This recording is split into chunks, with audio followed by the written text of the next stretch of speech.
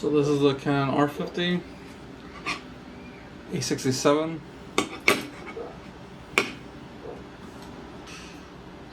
Tamron 770 on Sony.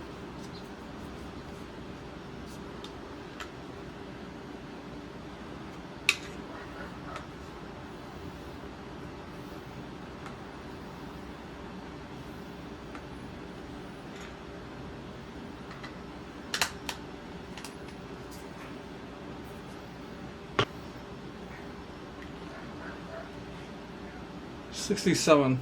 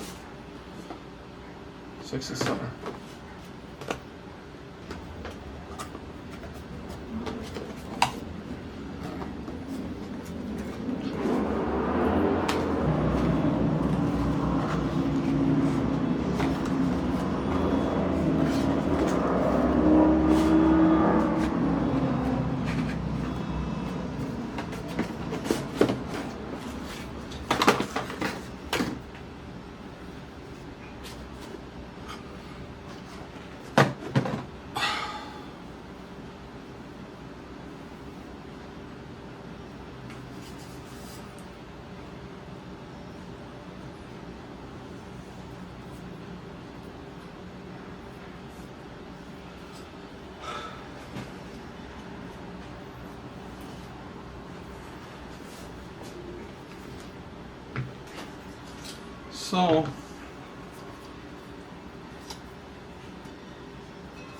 in comparison, the Canon appears to have toggle switches. The RF version, they feel about the same. Vibration compensation on off. So if you have issues with IBIS, you can turn this thing off. Different lens cap. Look about the same. Lens hoods look almost the same. Rear caps, obviously Canon is bigger. And let's see.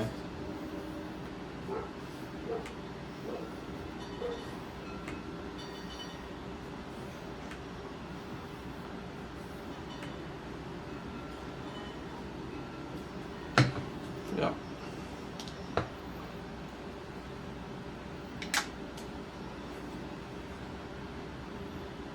Okay. No issues there.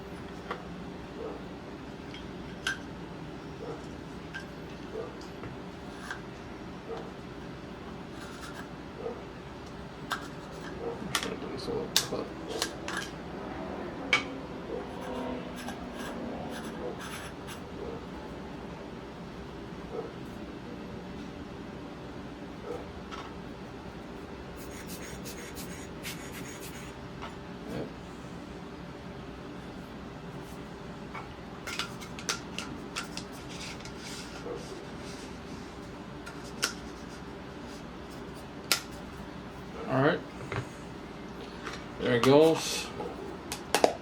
Thank you for your service.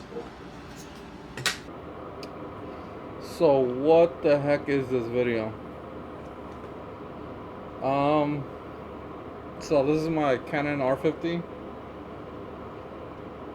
I recently took this on a trip to New York along with my A6700 Sony. And I took about 2,000 photos with each camera. Not me by myself, but me and my niece. And all my niece used was this kit lens, the 18 to 45. And honestly, I was surprised. Like I got this camera off of Facebook for like $250 because the guy didn't know how to use it. He had it set to manual focus inside the menu. He didn't know how to disable it or how to turn back on autofocus. So the reason why he was selling it was because the pictures were blurry, according to him. He didn't know how to fix it, and he thought it was broken. And then so I got it. I was gonna fix it, but then when I went through the menus, I realized that the autofocus was disabled.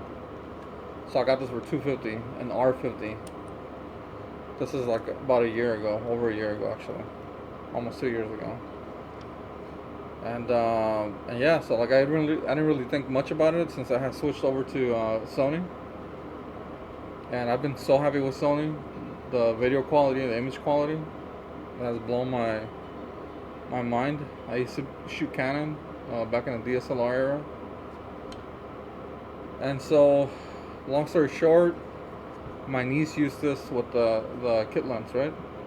And I've used this before, and the photos are okay. Like they're sharp. But because this lens is really slow, like it struggles at low light. But I mean, you know, using some post processing with Adobe Lightroom, you can fix some of those photos. Anyways, so I took this to New York. I was blown away by the quality of the pictures that my niece was taking. So I decided to start looking for more lenses. So I picked up a 45 1.2 for $300.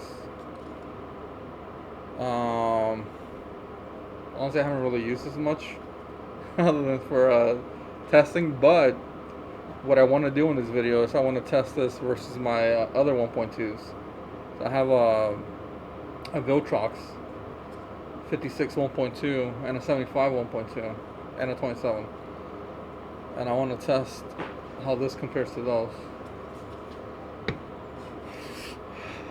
I also picked up this one, the 35 1.8. Honestly, I was looking for the Sigma 18 to 35, but couldn't find anyone selling it for a good price. Everyone's asking for like 400, 500 for them. And I had seen them go for like 250. I fucked up once. I almost had one once for 250. But I kind of passed on it, and the guy ended up selling it right away. So I saw this one for 260. Or actually, no, it was 300. Got the guy down to 260. And yeah, it's working good, except autofocus is kind of slow. I thought it was this copy of this lens, but apparently that's all 35 1.8s are slow, or I should say they're slow in comparison to like other lenses. Like my Sony lenses, they autofocus like instantly. This one from infinity to far away, or infinity to close up, it'll slow. It'll be kind of slow. It'll take a second for it to focus. But yeah, it's very sharp though. That's the thing. 35 is super sharp. I also picked up I know, probably this is like gas syndrome right here. I picked up 100 to 400 RF, and I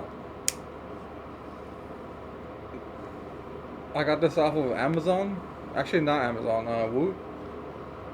They had them for $400, 4 something I think. And I got this. I haven't really used it much except just testing. And now that the Sony version is out, I kind of want to get the Sony version.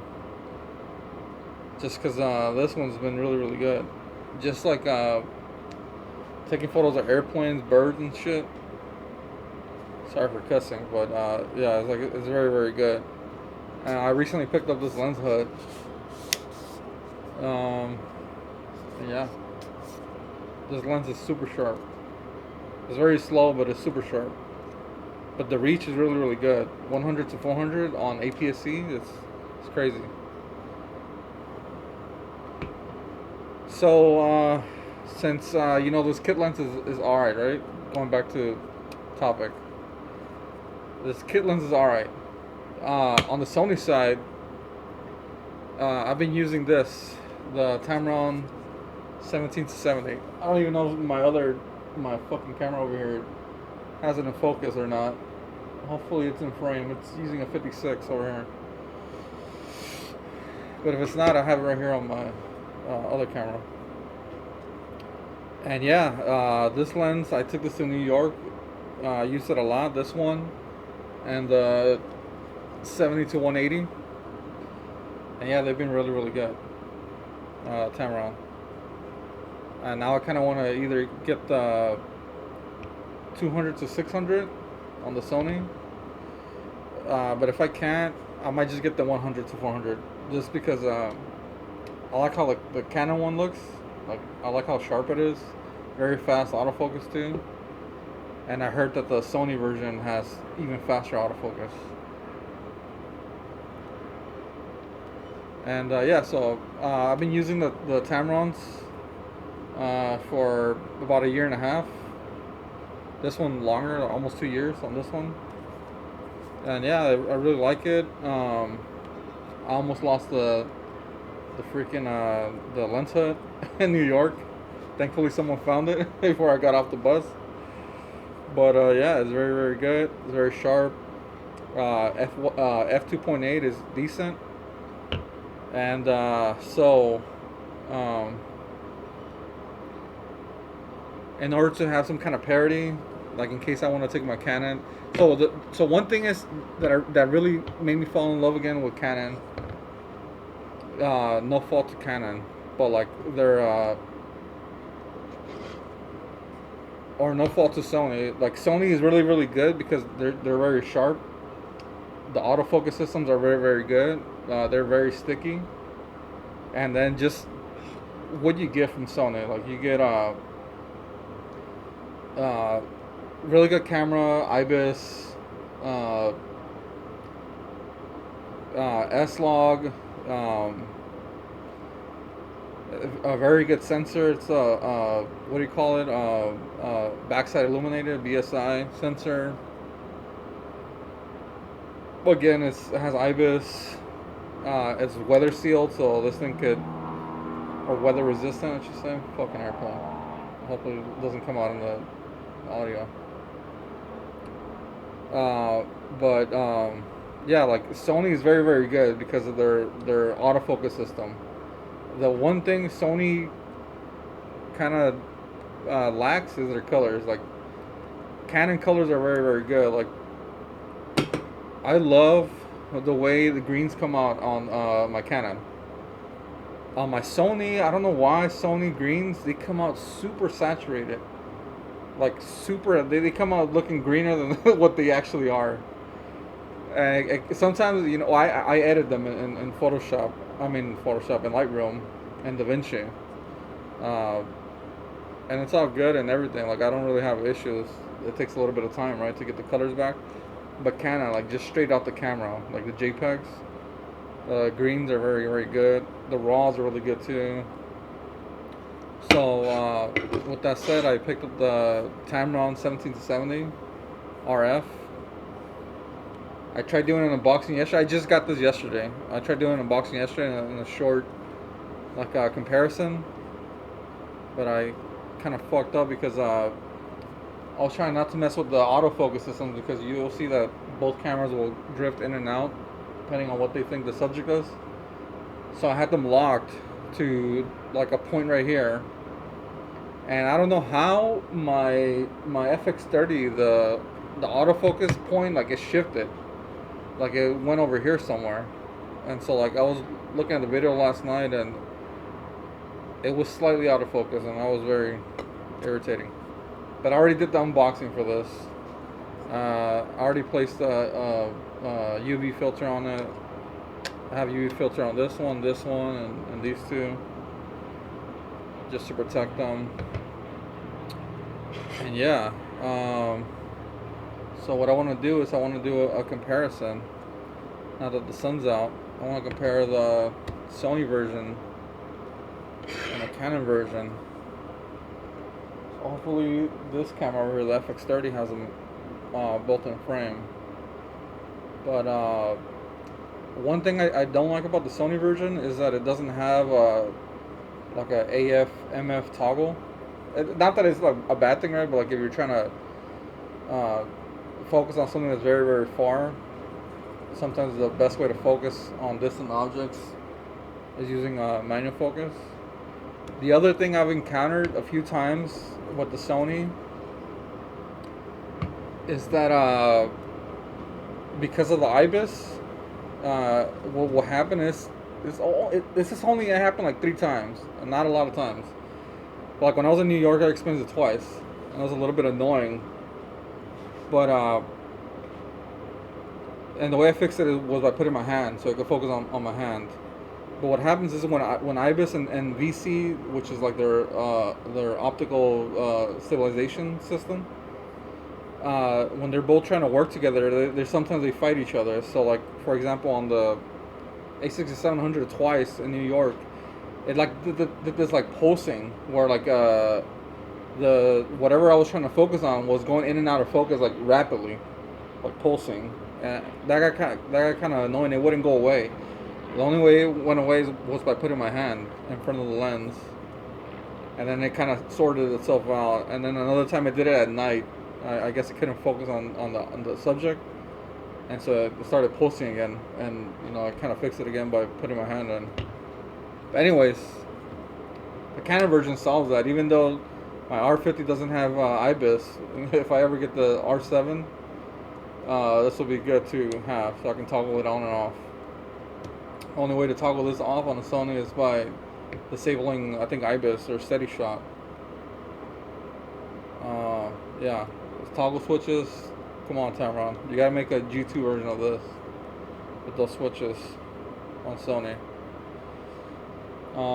Yeah, let's compare them. I already have a tripod set up over here.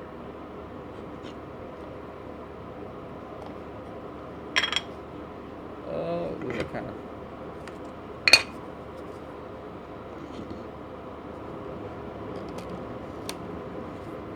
So that's the Canon.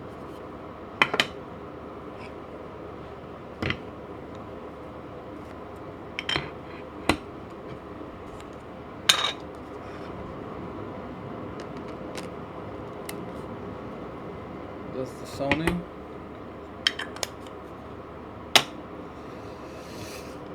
Yeah, this is what they look like. So, Sony.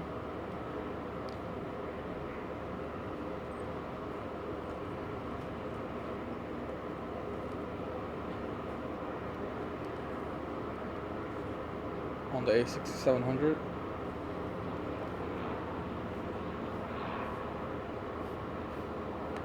They both feel almost exactly the same. The resistance on both rings feels almost the same. I thought the Canon one was a little bit smoother, but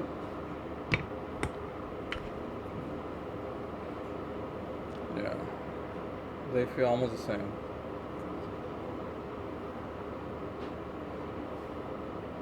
Yeah, this one has more resistance, like in the wider ranges. But then it's almost constant throughout. This one, I can feel more resistance like around here, past 35. Yeah, past 35. Not a lot, but it's there. So yeah, this is what it looks like on the R50. And so the reason why I'm making this video is because there aren't many videos of this. Why is this thing focusing, trying to focus on something? What the fuck is going on? See, that's the thing why I wanted to disable autofocus, because I don't know what the fuck's it trying to look for. Hopefully the FX30 isn't fucking up like this one is. But yeah. So it looks like on the R50. So there aren't a lot of reviews on this. I tried looking for them, and there's a lot of Nikon reviews. There's a couple of reviews on this one on the Canon system, but they're in Japanese. And then there's like one Indian one. I can't understand them. So yeah, this might be the first English one for the Canon mount. There's English ones for the Nikon, which I think is the same as the Canon. Like talking about the switches. Oh, and also has a USB-C port for more updates. I think, I'm not sure. Yeah. All right.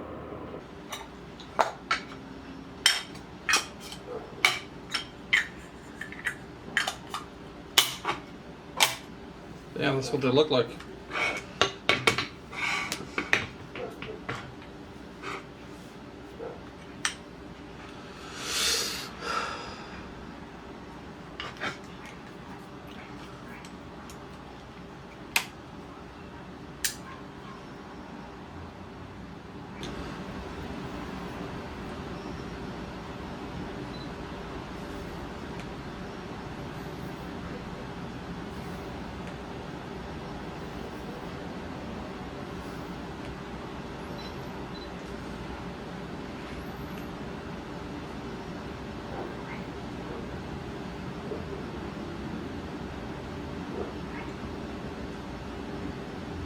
Yeah, it's working.